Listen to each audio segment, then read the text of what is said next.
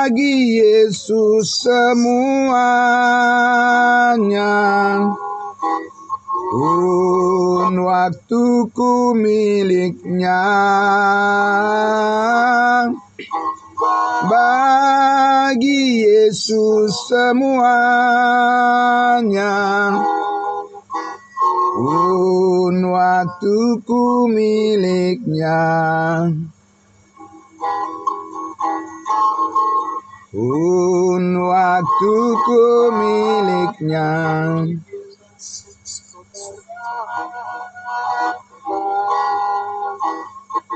Hidupku seluruhnya, hati dan perbuatanku,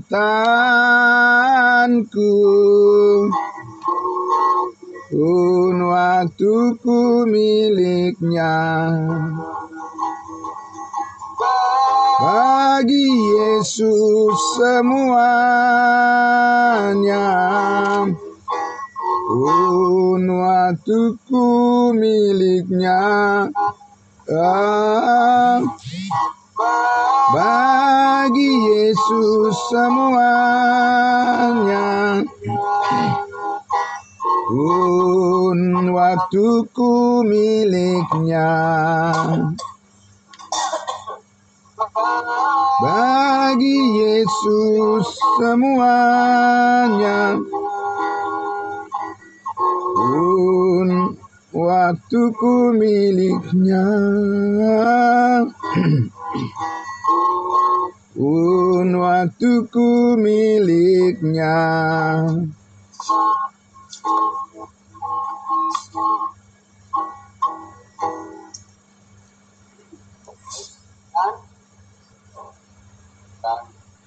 Kampanye kami semua Ya, menyampaikan firman Tuhan. baik. Terima kasih hambanya Bapak Pendeta Perdosi, dan terima kasih untuk semuanya. Ya, mari kita berdoa untuk kita bersama-sama merenungkan firman Tuhan. Benar Bapa di surga, sebagaimana pujian yang sudah kami naikkan meninggikan nama-Mu di pagi hari ini, waktu yang Tuhan berikan bagi kami yang sangat tepat di pagi hari ini untuk bersyukur kepadamu ya Bapa. Kami dibangunkan dengan tubuh yang sehat dan segar, pikiran yang tenang, dan kami berterima kasih atas penyertaan Tuhan yang selalu menyediakan segala sesuatu apa yang kami perlukan seturut dengan kehendak-Mu ya Bapa. Terima kasih pagi hari ini Tuhan, kami sambut kebenaran firman-Mu untuk terus menguatkan hidup kami. Di dalam nama Tuhan Yesus kami berdoa, haleluya, amin. Baik, puji Tuhan, Bapak Ibu Saudaraku yang dikasihi Tuhan Yesus. Ya, ternyata kita pada hari ini sudah masuk hari yang ketiga di bulan Mei ya, Bapak Ibu Saudara. Puji Tuhan, dan ini adalah episode yang ke-127 di mana kita terus bersama-sama belajar secara detail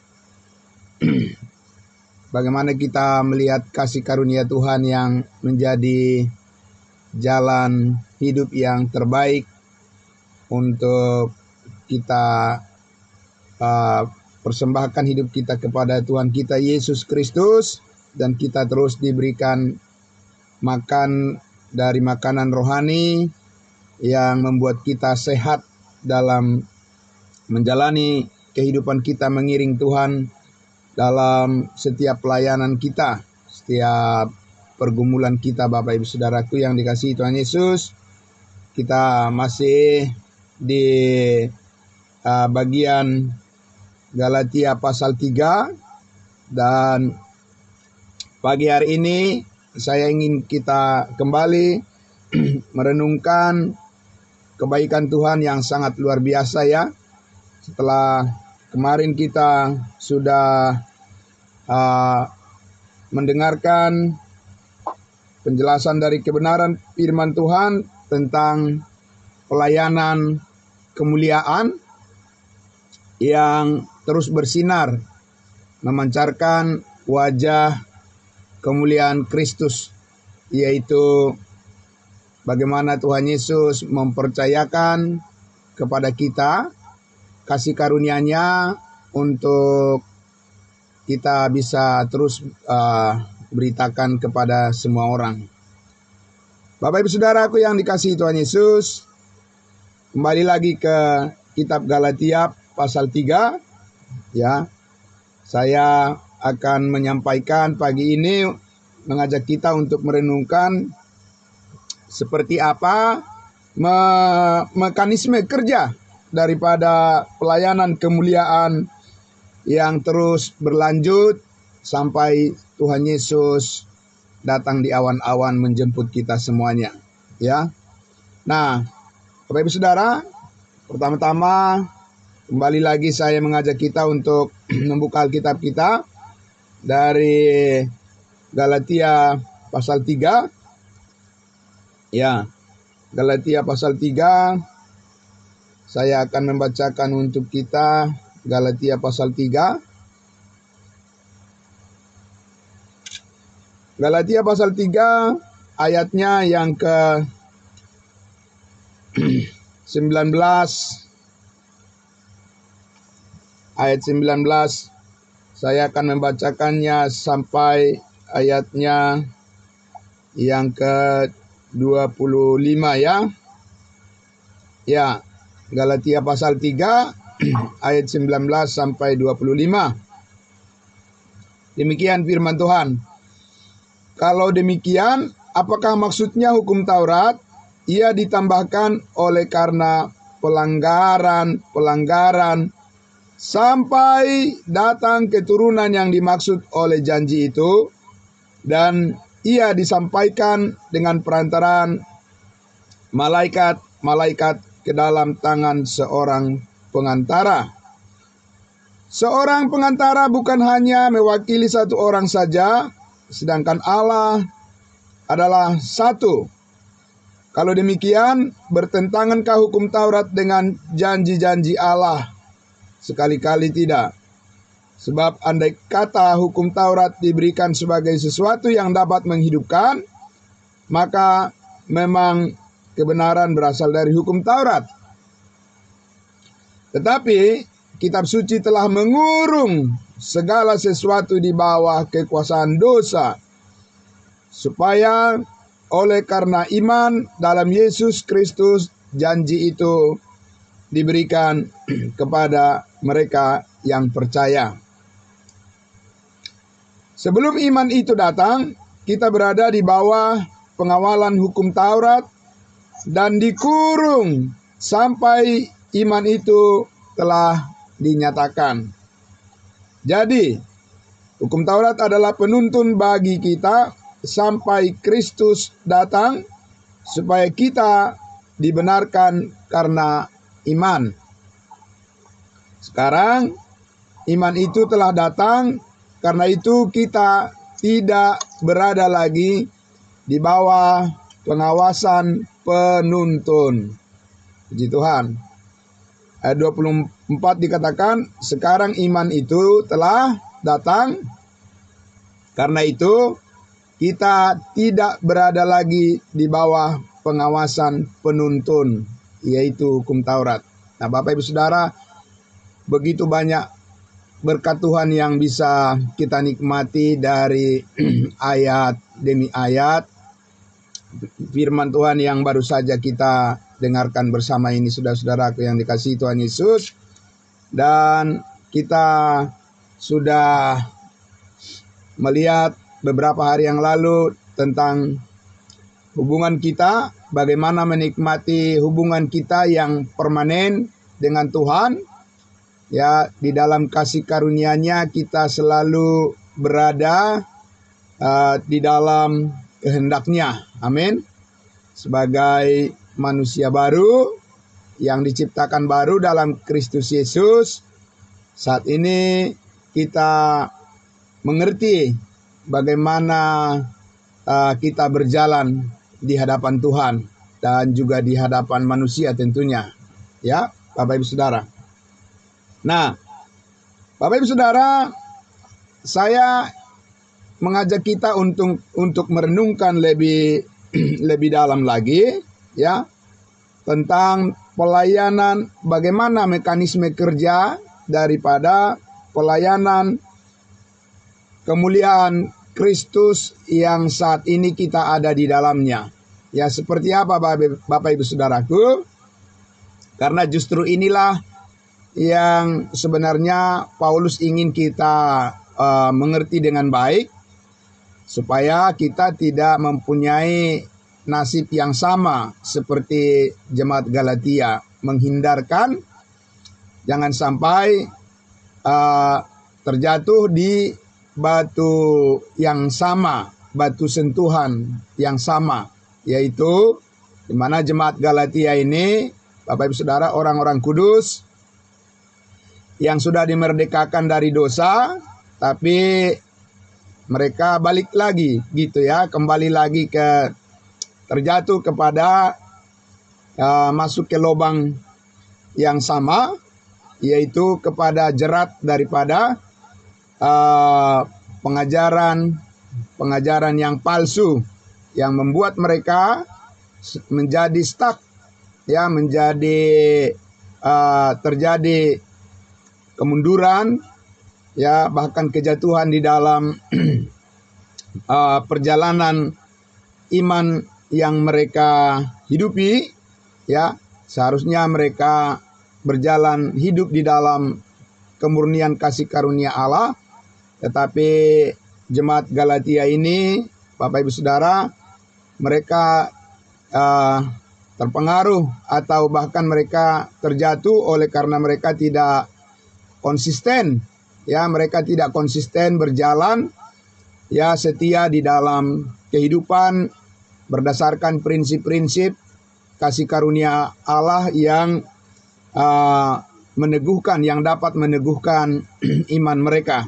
Nah, Bapak Ibu Saudaraku yang dikasihi Tuhan Yesus, jadi di sini tadi disampaikan oleh Rasul Paulus bahwa mekanisme kerja daripada pelayanan kemuliaan yang sekarang ini didasarkan pada pekerjaan Kristus yang sudah selesai, bukan lagi pada hukum Taurat, yaitu sistem di mana, ya, perbuatan-perbuatanlah yang menjadi dasar penilaian untuk bisa dibenarkan di hadapan Tuhan, dan itu sudah merupakan masa lalu, ya, yang lama sudah berlalu, sesungguhnya yang baru sudah tiba, yang baru sudah datang, yaitu cara hidup berdasarkan iman kepada Yesus Kristus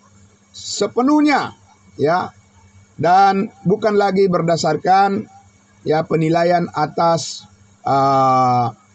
performance atau penampilan bagian luar dari manusia, tetapi ini adalah merupakan keindahan, ya, inner beauty dari manusia batiniah, bagian dalam, yaitu tempat di mana Roh Kudus berdiam di dalam hati kita. Amin.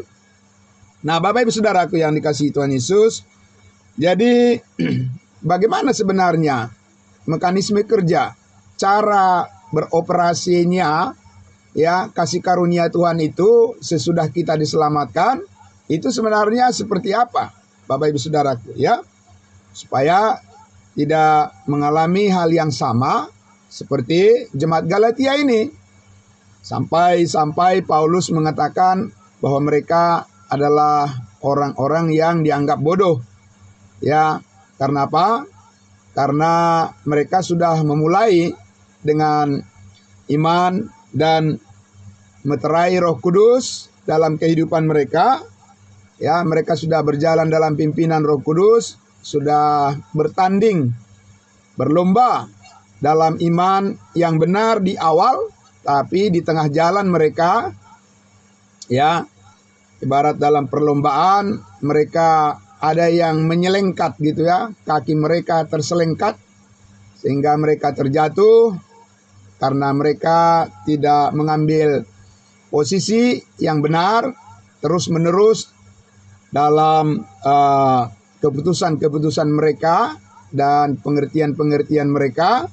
Seharusnya mereka harus memilih untuk tetap hidup berdasarkan pimpinan daripada Roh Kudus, tapi mereka sudah mengambil keputusan mengikuti kedagingan mereka, dan itu sangat membuat rugi besar, dan bukan hanya pribadi-pribadi, tapi juga secara keseluruhan jemaat itu dikatakan terpengaruh, dan mereka mengalami pelambatan, dan bukan hanya pelambatan tapi menjadi batu sandungan bagi orang di sekitarnya.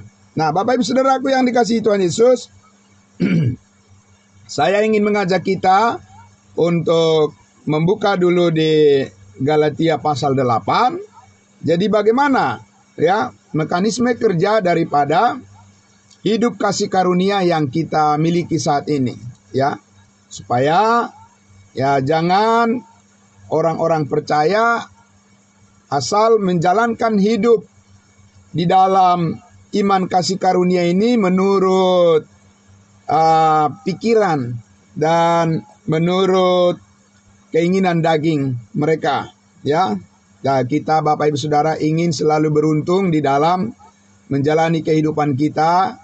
Dalam perlombaan iman kita ingin supaya kemenangan-kemenangan yang kita alami bukan kegagalan, kekecewaan, atau hal-hal yang menyakiti kehidupan kita lagi, tetapi damai sejahtera Tuhan yang harus berkuasa di dalam kehidupan kita, supaya kita bisa dipakai oleh Tuhan untuk menjadi saluran berkat untuk menyampaikan Injil kasih karunia Allah kepada semua orang. Mari kita lihat di dalam Roma pasal 8, Bapak Ibu Saudaraku. Jadi beginilah cara kerja, mekanisme dari hidup kasih karunia itu semestinya kita jalankan, Jadi Bapak Ibu Saudara, kalau bisa disebutkan ini adalah buku manualnya, Jadi buku manual untuk menjalankan, ibarat sebuah kendaraan, bagaimana mengoperasikannya, Bapak Ibu Saudara, ada aturannya, ada mekanismenya. Seperti ini dikatakan Bapak Ibu Saudara di Roma pasal 8. Roma pasal 8, kita baca dari ayat 1, Demikianlah sekarang tidak ada penghukuman lagi bagi mereka yang ada di dalam Kristus Yesus, yang tidak hidup menurut daging tetapi menurut roh. Kalau dalam Alkitab yang berbahasa Indonesia, dia terjemahannya kadang dikurang-kurangi, Bapak Ibu Saudara. Tetapi dalam Alkitab yang berbahasa Inggris, dalam terjemahan Alkitab King James Version, itu ada lengkap disampaikan, yaitu demikianlah sekarang tidak ada penghukuman lagi bagi mereka yang ada di dalam Kristus Yesus, yaitu yang hidup tidak menurut daging tetapi menurut roh.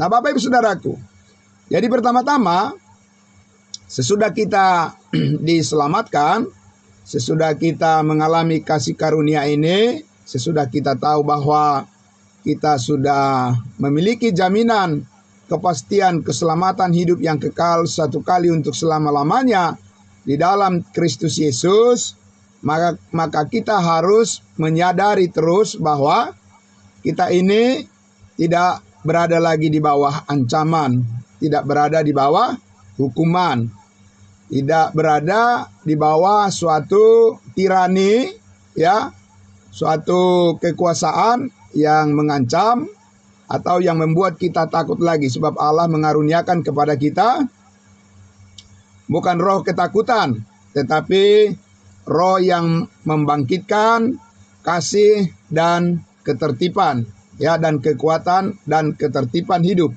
Nah, itulah Bapak Ibu Saudaraku, yang pertama kita harus selalu menyadari bahwa di dalam Kristus Yesus kita ini mempunyai kemerdekaan, mempunyai kebebasan yang penuh dari dosa. Amin. Ya, bahwa kita sudah mati terhadap dosa dan kita sudah bangkit mengalahkan kuasa dosa, dan bersama-sama Yesus saat ini kita mempunyai hidup yang kekal, dan kita mengalami bersama-sama dengan Yesus kemuliaan yang ditinggikan. Saat ini bersama-sama dengan Yesus kita mengalami kemenangan. Amin. Bapak Ibu Saudara. Nah, jadi dikatakan hal ini terjadi ya di ayat 2 disebutkan pengalaman kita ini ya bisa kita nikmati sekarang dan seterusnya ya di masa yang akan datang akan tetap seperti itu ya apabila kita menyadari bahwa di ayat 2 dikatakan roh yang memberi hidup. Amin. Ya, daging tidak memberi hidup Bapak Ibu Saudaraku ya untuk manusia baru kita. Ya, daging itu memberi hidup ya untuk hal-hal yang sementara Bapak Ibu Saudara ya. Seperti Yesus Kristus ketika hidup di dunia ini sebagai manusia, ya dia membutuhkan makan, minum, ya Bapak Ibu Saudara, dia harus bekerja, ya menghidupi apa yang menjadi kebutuhannya supaya kita ini tidak menjadi peminta-minta. Ya, kita hidup di dunia ini bukan menjadi pengemis, tapi kita ya diberikan akal sehat dan diberikan kita petunjuk bahwa kita harus bekerja keras ya untuk kita memperoleh berkat-berkat dari Tuhan untuk memenuhi kehidupan kita yang sementara di dunia ini ya Bapak Ibu Saudara. Tetapi untuk kehidupan manusia baru yang digerakkan untuk mengikuti pimpinan Tuhan, kehendak Tuhan, ya supaya kita mampu, supaya kita kuat Bapak Ibu Saudaraku, kita harus menyadari bukan karena kekuatan kita, amin, Bapak Ibu Saudara, ya, bukan karena kepintaran kita, bukan karena kekuatan kita, bukan karena sesuatu yang berhasil kita capai, ya, tetapi dikatakan roh yang memberi hidup, amin. Jadi Roh Kudus yang menyalurkan, Roh Kudus yang mendistribusikan, ya Roh Kudus yang mendorong, dan Roh Kudus yang menyediakan, mensuplai, ya Roh Kudus yang mensuplai hidup kepada kita, yaitu hidup yang telah dikatakan memerdekakan kamu dalam Kristus dari kuasa dosa dan hukum maut. Bapak Ibu Saudaraku yang dikasihi Tuhan Yesus, ya di bawah hukum Taurat, hidup di bawah hukum Taurat tadi yang disampaikan oleh Rasul Paulus, umat Tuhan, bangsa Israel itu berada di dalam suatu sistem mekanisme hidup membangun hubungan dengan Allah itu di bawah suatu sistem di mana mereka bersyarat ya dalam menjalani kehidupan mereka, orang-orang Israel ya hidup di bawah ancaman, di bawah hukuman, ya yaitu kalau mereka tidak taat melakukan perintah-perintah Tuhan, kalau mereka tidak menunjukkan dari perbuatan-perbuatan mereka, maka mereka tidak akan diberkati oleh Tuhan. Kalau mereka ya menuruti, menaati ya perintah-perintah Tuhan, ya maka dari apa yang mereka perbuat itu atau dari iman mereka kepada perbuatan itu, ya maka mereka diberkati oleh Tuhan. Sedangkan Bapak Ibu Saudaraku, kita ini saat ini bukan kita mendasarkan keyakinan kita pada apa yang kita perbuat, tetapi mendasarkan keyakinan kita, iman kita, ya pada apa yang Yesus telah selesaikan, yang telah diperbuat oleh Yesus Kristus di atas kayu salib, bahwa semuanya sudah selesai, maka sekarang kita mempercayai hidup kita selalu ada di dalam keadaan di mana kita harus berpikir di atas kesempurnaan yang sudah Yesus bertindak melakukannya, dan kita bersama-sama dengan Yesus berbuat seperti yang Dia kehendaki. Amin. Seperti pikiran Kristus itu. Nah, saudara-saudaraku yang dikasihi Tuhan Yesus, jadi pertama dikatakan di situ tadi bahwa Roh Kudus itu mensuplai kehidupan baru kepada kita, nutrisi untuk membuat kita tetap sehat di dalam berpikir tentang apa yang Tuhan kehendaki. Maka kita harus Bapak Ibu Saudara memahami bahwa Roh Kuduslah yang memberikan kepada kita sebuah kemerdekaan, kebebasan, di mana kita menggunakan free will kita, kehendak bebas kita, di mana kita sekarang sudah mengenal kebenaran. Di mana sekarang kita sudah ada di dalam kasih karunia Tuhan, maka kita harus berpikir seperti apa yang Tuhan mau, seperti apa yang Tuhan Yesus pikirkan, dan Roh Kuduslah yang memberikan kekuatan kepada kita untuk bisa memilih, untuk bisa bertindak atau bersikap seperti apa yang Tuhan mau, Bapak Ibu Saudaraku. Nah, jadi dikatakan di situ bahwa di ayatnya yang ketiga, sebab apa yang tidak mungkin dilakukan oleh hukum Taurat karena tak berdaya oleh daging, telah dilakukan oleh Allah. Bapak Ibu Saudaraku yang dikasihi Tuhan Yesus, jadi ketika Paulus menyampaikan dengan tepat posisi daripada hukum Taurat itu saat ini adalah dikatakan bahwa bukan untuk menuntun hidup orang percaya, Bapak Ibu Saudara, bukan menuntun hidup orang-orang kudus, bukan untuk lagi menuntun hidup yang baru, kita bukan hidup di bawah hukum Taurat lagi, karena itu adalah sistem yang lama yang sudah berlalu. Bapak Ibu Saudaraku, tentu orang bertanya, jadi untuk apa Tuhan memberikan hukum Taurat itu kalau hukum Taurat itu, perintah-perintah Tuhan itu tidak menolong manusia untuk menjadi benar di hadapan Allah. Tadi sudah kita baca di dalam kitab Galatia pasal 3. Dikatakan bahwa hukum Taurat itu ditambahkan oleh Tuhan adalah oleh karena banyaknya pelanggaran yang terjadi. Artinya hukum Taurat itu menjadi sebuah alat untuk menzoom. Jadi di zoom Bapak Ibu Saudara, semacam sebagai cermin kaca pembesar supaya manusia itu sadar bahwa semua manusia adalah orang berdosa dan tidak akan bisa bebas dari dosa apabila mereka tidak datang kepada Kristus. Amin.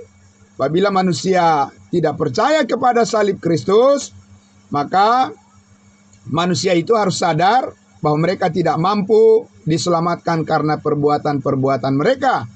Bahwa mereka semua orang telah berdosa dan telah kehilangan kemuliaan Allah. Tetapi sekarang kita dibenarkan oleh darah penebusan, darah Kristus, bahwa kita sudah dibenarkan dengan cuma-cuma melalui iman kita kepada pengorbanannya. Amin. Jadi Bapak Ibu Saudaraku, bukan hukum Taurat itu adalah dosa, bukan hukum Taurat itu adalah jelek, bukan hukum Taurat itu adalah sesuatu yang tidak baik. Hukum Taurat itu baik, kudus.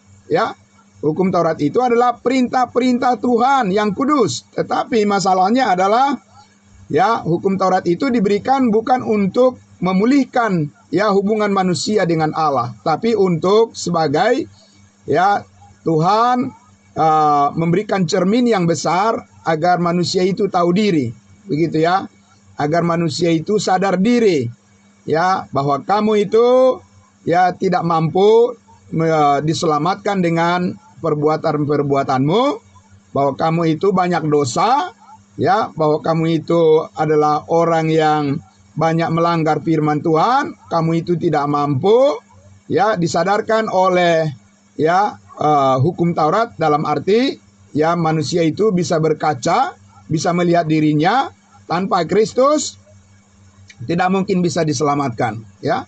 Tanpa percaya kepada pengorbanan Kristus di atas kayu salib, tidak mungkin bisa diselamatkan. Dan hanya itu satu-satunya, ya, kebenaran yang didistribusikan oleh Roh Kudus saat ini untuk mengembalikan manusia itu bisa mempunyai hubungan, relationship, ya, persekutuan dengan Allah yang benar saat ini. Jadi Bapak Ibu Saudaraku, apa yang tidak mampu dilakukan oleh hukum Taurat katanya, yaitu menebus dosa, ya, hukum Taurat itu tidak bisa membersihkan manusia dari dosa, Bapak Ibu Saudara.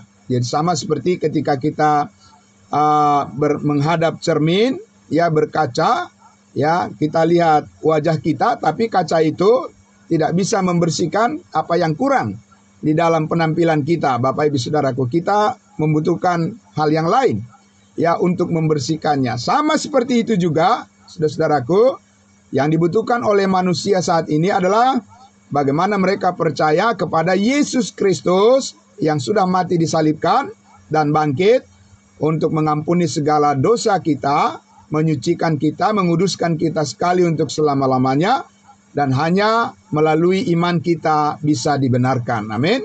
Dan saudara-saudaraku, dikatakan tadi, apa yang tidak mungkin dilakukan oleh hukum Taurat? Karena apa? Karena tidak berdaya oleh daging. Jadi Bapak Ibu Saudaraku, tidak mungkin manusia bisa berbuat baik seperti yang Tuhan inginkan. Karena, ya, Yesaya berkata, segala kesalehan kami adalah seperti kain kotor. Ya, Daud mengatakan di Mazmur 49, dia katakan, tidak ada orang yang bisa membebaskan jiwanya, membebaskan dirinya dari dosa karena terlalu mahal, ya, harga tebusan yang harus dibayarkan. Hanya Yesus yang bisa membayarnya. Amin. Hanya Yesus yang bisa menebus dengan lunas, dibayar, dan sekarang kita mempunyai, ya, manfaat daripada penebusan itu secara sempurna. Amin, Bapak Ibu Saudara. Nah, jadi saudaraku yang dikasihi Tuhan Yesus, dikatakan di situ dengan jalan mengutus anaknya sendiri, ya, telah dilakukan oleh Allah dengan jalan mengutus anaknya sendiri dalam daging yang serupa dengan daging yang dikuasai dosa karena dosa. Ia, Allah telah menjatuhkan hukuman atas dosa di dalam daging. Di dalam daging siapa? Di dalam daging kita? Tidak, Bapak Ibu Saudara. Pertama-tama, Allah menjatuhkan hukuman terhadap dosa di dalam daging Yesus Kristus. Amin. Tetapi apa yang dilakukan oleh Kristus itu adalah juga, ya, bagian kebersamaan kita dengan Dia, dengan Yesus. Kalau Allah menjatuhkan hukuman atas dosa di dalam daging Yesus Kristus dengan cara Yesus Kristus mati, ya, di dalam tubuhnya secara manusia, maka kita pun secara manusia di dalam daging telah diketok palu oleh Tuhan bahwa di dalam daging kita sudah mati terhadap dosa. Amin. Jadi tidak mungkin lagi daging bisa menghasilkan perbuatan baik. Bagaimana caranya, Bapak Ibu Saudara? Ya, apakah orang mati bisa menghasilkan sesuatu yang baik? Tidak mungkin, Bapak Ibu Saudara. Jadi ini yang harus kita sadari, Bapak Ibu Saudara, mekanisme kerja daripada kasih karunia Allah saat ini. Apa artinya berbuat baik? Bukan asal berbuat baik, Bapak Ibu Saudaraku. Ya, semua orang juga bisa berbuat baik. Orang yang tidak mengenal Yesus juga berbuat baik. Lebih malah mereka mungkin lebih bagus perbuatan baiknya dari orang-orang yang mengaku percaya Yesus, ya kan, Bapak Ibu Saudara. Ya, mungkin, ya, orang-orang yang tidak mengenal Yesus atau orang-orang yang belum diselamatkan, mereka mungkin lebih sejahtera. Ya, mereka lebih hidup dalam damai sejahtera di dalam keluarga mereka daripada orang-orang yang sudah mengaku percaya dan diselamatkan, Bapak Ibu Saudara. Ya, kalau melihat daripada, ya, bagian luar, ya, kalau melihat daripada penampilan luar, maka, ya, Bapak Ibu Saudara, itu tidak menjadi patokan lagi saat ini untuk menilai hidup yang benar di hadapan Allah. Tapi hidup yang benar di hadapan Allah saat ini adalah hidup karena percaya bahwa di dalam daging kita ini sudah mati, tetapi di dalam Roh Kudus kita hidup. Amin. Di dalam Roh kita hidup. Ya. Jadi kita beroperasi, hidup kita difungsikan, yaitu hidup yang baru, yaitu karena kita selalu percaya bahwa Roh Kudus memimpin hidup kita, sehingga kita menuruti keinginan daripada pimpinan daripada Roh Kudus itu. Amin. Nah, kita tidak mengikuti lagi pimpinan daging. Karena apa? Karena daging sudah mati. Bagaimana kita bisa mengikuti yang sudah mati, Bapak Ibu Saudara? Ya, yang sudah mati itu cenderung kepada pembusukan. Ya, yang sudah mati itu cenderung kepada pembusukan, dan itu akan merosot, ya Bapak Ibu Saudaraku, dan tidak akan berbuah. Tidak ada sesuatu hidup yang bisa bernilai di hadapan Allah. Mungkin di hadapan manusia, ya bisa saja. Ya, di hadapan manusia mungkin itu bisa mendapat pujian, ya bisa dianggap sesuatu yang sangat luar biasa, ya bisa dianggap sebagai sesuatu yang berhasil, Bapak Ibu Saudara, di hadapan manusia. Tapi di hadapan Allah, ya daging itu sudah mati. Ya, karena apa? Karena di dalam daging Kristus, ya kita sudah divonis, sudah mati terhadap dosa, dan tidak mungkin bisa menghasilkan ya suatu yang benar dalam penilaian dalam kacamata Tuhan. Ya, dalam kacamata manusia ya mungkin bisa saja, Bapak Ibu Saudaraku, ya bisa saja penampilan itu dianggap sesuatu yang ya merupakan hal yang sangat bisa dibanggakan. Tapi di dalam kebenaran atau di dalam kehidupan manusia baru, itu benar-benar adalah suatu masalah di hadapan Tuhan, ya Bapak Ibu Saudara. Itu adalah sesuatu yang memperburuk daripada kesaksian kasih karunia, apabila orang-orang ingin berpikir bahwa dengan perbuatan-perbuatannya itulah supaya orang lain bisa melihat bahwa apa yang dilakukannya itu sebagai patokan untuk menilai sesuatu kebenaran. Tidak mungkin, Bapak Ibu Saudaraku yang dikasihi Tuhan Yesus, ya. Jadi saudaraku yang dikasihi Tuhan Yesus, jadi di ayatnya yang ketiga tadi dikatakan bahwa Allah telah menjatuhkan hukuman atas dosa di dalam daging, ya, di dalam daging Kristus pertama-tama. Kemudian dikatakan ayat 4-nya, supaya tuntutan hukum Taurat digenapi di dalam kita yang tidak hidup menurut daging tetapi menurut Roh. Amin. Jadi kita harus selalu bercermin, Bapak Ibu Saudara, kepada apa yang telah dilakukan oleh Kristus dalam kehidupan kita, yaitu melalui kita ya terus menyadari bahwa keberadaan kita di dalam Kristus Yesus, bahwa kita ini ya telah dimerdekakan dari dosa, dan bahwa kita tidak boleh mengikuti lagi keinginan daging. Amin. Tidak boleh, karena keinginan daging itu selalu ada selama kita masih ada di dalam tubuh ini. Ya, berbeda dengan Yesus Kristus, Bapak Ibu Saudaraku, Yesus Kristus saat ini tidak lagi hidup di dalam daging, karena dia sudah bangkit dari kematian, dan Yesus Kristus saat ini adalah Roh yang menghidupkan. Amin. Dia adalah Tuhan dan Juru Selamat. Tetapi sementara kita bergumul di dunia ini, saudaraku yang dikasihi Tuhan Yesus, sementara kita anak-anak Tuhan, orang-orang kudusnya Tuhan, selama kita di dunia ini, karena kita masih hidup di dalam tubuh ini, di dalam daging ini, maka kita sekarang ya diperhadapkan kepada suatu peperangan rohani, kepada suatu perjuangan dan pergumulan iman. Ya, bagaimana kita menaklukkan, membawa pikiran kita takluk kepada kehendak Roh Kudus, takluk kepada keinginan Roh, takluk kepada keinginan dan kehendak berdasarkan kasih karunia Allah. Maka itu adalah perjuangan kita, pergumulan kita, Bapak Ibu Saudaraku saat ini.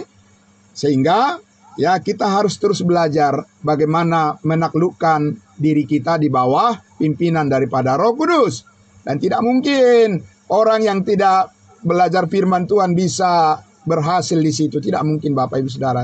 Jadi tidak bisa ya berpikir bahwa saya tanpa belajar firman Tuhan, saya bisa merasakan Tuhan itu sangat dekat dengan hidup saya. Bapak Ibu Saudara, orang yang tidak percaya juga bisa merasakan seperti itu kalau soal rasa-rasa. Karena kehidupan yang dipimpin oleh Roh Kudus itu bukan dievaluasi berdasarkan perasaan manusia. Tidak, Bapak Ibu Saudara, ya. Semua orang juga bisa mengatakan, "Oh, saya merasa dekat dengan Tuhan. Saya tahu Tuhan dekat pada saya." Bapak Ibu Saudara, bukan kebenaran secara emosional, ya. Pimpinan Roh Kudus itu nyata melalui kebenaran, pengertian-pengertian yang benar.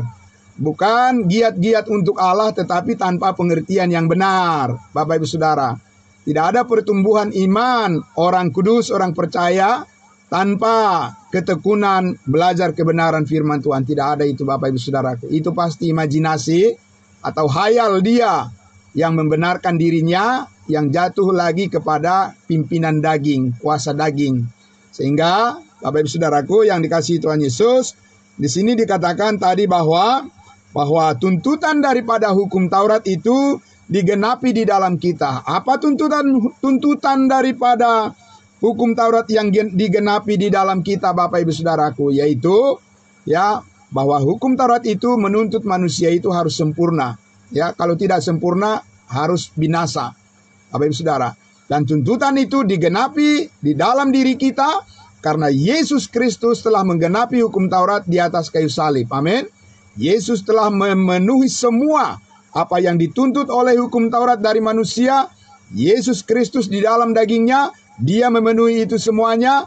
Dan karena itu, kemenangan itu dikaruniakan kepada kita. Kemenangan terhadap dosa dikaruniakan kepada kita.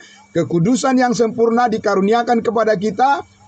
Dan sekarang kita hidup berdasarkan iman, bukan karena melihat, tetapi kita hidup oleh karena Roh Kudus menghidupkan kita. Dan di dalam mekanisme setiap hari kita, di dalam memutuskan apa yang harus kita lakukan adalah harus berdasarkan iman kepada kebenaran firman Tuhan. Amin.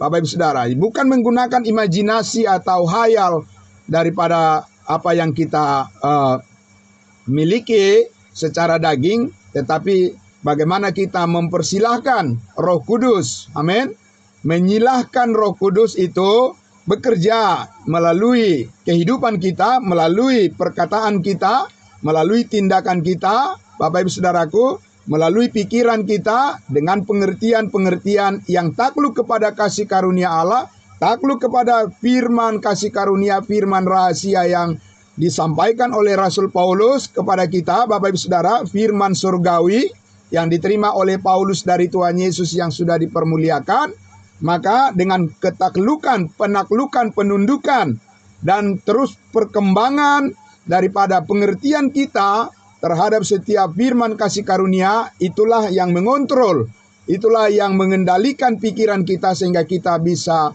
mengambil keputusan secara detail berdasarkan pengertian yang benar. Amin. Bapak Ibu Saudaraku yang dikasihi Tuhan Yesus, ini adalah suatu mekanisme kehidupan yang dipimpin oleh Roh Kudus berdasarkan suatu fondasi, ya, dasar yang sempurna, dan bukan di dalam kegagalan. Amin. Tapi di dalam kemenangan, di dalam keberhasilan yang Yesus lakukan melalui kita, yang Roh Kudus lakukan, kerjakan melalui kita, karena kita percaya kepada setiap detail daripada firman-Nya. Amin, Bapak Ibu Saudara. Jadi tanpa kedalaman pengetahuan akan kasih karunia Allah, tidak mungkin ada orang percaya bisa berbuat baik seperti yang Tuhan inginkan, ya, seperti yang Tuhan maksudkan. Itu pasti hayal dia, ya Bapak Ibu Saudara. Itu pasti imajinasi dia sendiri, ya, bentuk-bentuk daripada perbuatan baik yang, ya, quote unquote perbuatan baik yang dilakukan oleh baik orang percaya sekalipun, oleh orang kudus sekalipun, Bapak Ibu Saudara, belum tentu itu bisa dikualifikasi, ya, oleh karena berdasarkan hidup yang disuplai oleh Roh Kudus, tetapi bisa saja itu adalah, dan sering itu adalah karena digerakkan oleh imajinasi dia sendiri, di mana kuasa daging, ya, sering mengambil alih pimpinan di dalam kehidupan manusia, baik orang percaya sekalipun, kalau dia tidak mengerti bagaimana mekanisme cara kerja daripada kehidupan yang didasarkan pada kasih karunia Allah saat ini, yaitu di mana kita saat ini bekerja berdasarkan pelayanan Yesus Kristus yang mulia yang surgawi, bukan berdasarkan pelayanan Yesus Kristus secara daging. Karena Yesus Kristus saat ini bukan hidup di dalam daging lagi. Amin. Paulus mengatakan, jikalau kami pernah menilai Kristus secara manusia, itu dulu, sekarang tidak lagi. Sekarang kami mengenal Kristus berdasarkan hidup yang baru. Jadi siapa yang ada di dalam Kristus, ya dia adalah ciptaan baru, yang lama sudah berlalu, sesungguhnya yang baru sudah datang. Manusia yang baru, inner man, ya. Manusia batiniah itulah saat ini yang harus meresponi, itu yang harus dilatih untuk bertumbuh di dalam pengenalan, pengetahuan yang benar, pengertian yang benar tentang Yesus Kristus yang surgawi, di mana Roh Kudus, Bapak Ibu Saudara, mensuplai kehidupan Yesus Kristus yang kekal kepada kita melalui manusia baru itu. Kita dibangkitkan, ya dihidupkan, Bapak Ibu Saudara, diberikan semangat, diberikan kita motivasi di dalam hidup kekudusan Kristus. Kita mengenali siapa diri kita, bahwa kita sudah mati terhadap dosa. Amin. Bapak Ibu Saudaraku yang dikasihi Tuhan Yesus, begitu banyak hal yang harus kita sampaikan mengenai topik yang kita bahas, yang kita bicarakan pada pagi hari ini. Dan besok hari kita akan melanjutkan ini lagi, Bapak Ibu Saudaraku yang dikasihi Tuhan, supaya kita mengerti seperti apa mengikuti Yesus saat ini, seperti apa kita memperlakukan hidup kita saat ini di hadapan Allah, dan bagaimana kita membawa diri kita supaya kita sebagai manusia baru di dalam tubuh Kristus itu berfungsi sebagaimana yang Allah inginkan. Bukan berdasarkan imajinasi kita sendiri atau hayal kita sendiri, bahwa kita merasa bahwa apa yang kita lakukan itu sudah benar, Bapak Ibu Saudaraku. Karena pekerjaan daging itu sangat licik, Bapak Ibu Saudara, ya. Dan pekerjaan daging itu selalu ya membuntuti kita, di mana kita lengah dan di mana kita tidak disuplai dengan kehidupan yang didistribusikan oleh Roh Kudus, yaitu karena kita tidak mempunyai pengertian yang lengkap. Maka Bapak Ibu Saudara, pekerjaan daging itu akan mengambil alih, mengendalikan pikiran daripada orang-orang percaya, sehingga orang-orang percaya, orang-orang kudusnya Tuhan itu tidak berfungsi sebagaimana mestinya di dalam tubuh Kristus. Saudaraku yang dikasihi Tuhan Yesus, itulah yang dihindarkan, yang diingatkan, ya, yang diberikan warning oleh Rasul Paulus kepada jemaat Galatia, supaya kita bisa, ya, sebagai orang-orang kudusnya Tuhan, sebagai kawanan di dalam tubuh Kristus, kita ini sebagai tim daripada prajurit-prajurit Kristus, kita ini mempunyai gerak langkah yang sama. Amin. Bapak Ibu Saudara, bukan mempunyai gerak langkah yang bertentangan, yang berselisih, ya, satu dengan yang lain, Bapak Ibu Saudaraku, ya, tapi kita ini supaya hidup selalu di dalam damai sejahteranya. Amin. Puji Tuhan, Bapak Ibu Saudaraku yang dikasihi Tuhan Yesus. Besok kita akan bertemu lagi di akhir pekan kita, dan kita bersyukur atas pagi hari ini, di mana kita semua diberikan damai sejahtera Tuhan, kesehatan yang baik, dan kita sudah diberikan oleh Tuhan kasih karunia yang mencukupkan apa yang kita perlukan, dan kita bersiap melaksanakan segala tugas kita dengan selalu yakin, Bapak Ibu Saudara, di dalam pimpinan Roh Kudus kita akan selalu mengalami damai sejahteranya. Amin. Mari kita berdoa.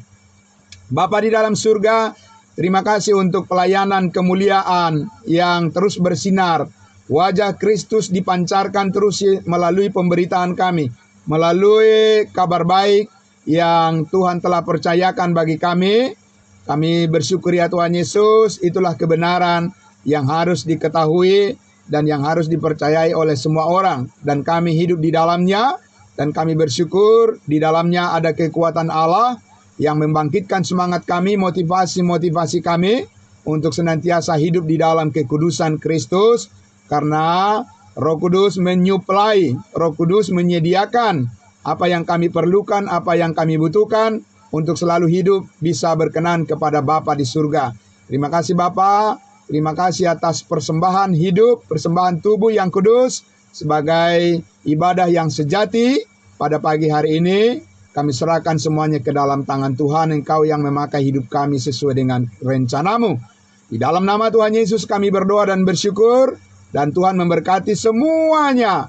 Saudara-saudara kami yang telah berkenan untuk bersama-sama kami duduk di hadapan Tuhan, mendengarkan kebenaran firman-Mu, menikmatinya, dan membagikannya kepada semua orang, dan jadikan hidup kami menjadi saluran berkat, karena hidup ini adalah kesempatan. Tuhan memberkati semua pekerjaan kami hari ini, semua saudara-saudara kami, baik yang mengikuti melalui Zoom meeting maupun melalui live streaming. Tuhan memberkati kehidupan mereka semuanya, pekerjaan mereka dibuat berhasil oleh Tuhan sesuai dengan rencana-Mu. Di dalam nama Tuhan Yesus kami berdoa. Haleluya, amin. Puji Tuhan. Ya, selamat pagi, salam kudus semuanya, saudara-saudaraku. Amin. Amin, terima kasih Bapak Yohanes, terima kasih semuanya. Tuhan Yesus memberkati kita. Salam kudus buat kita. Ya, salam semuanya. Amin.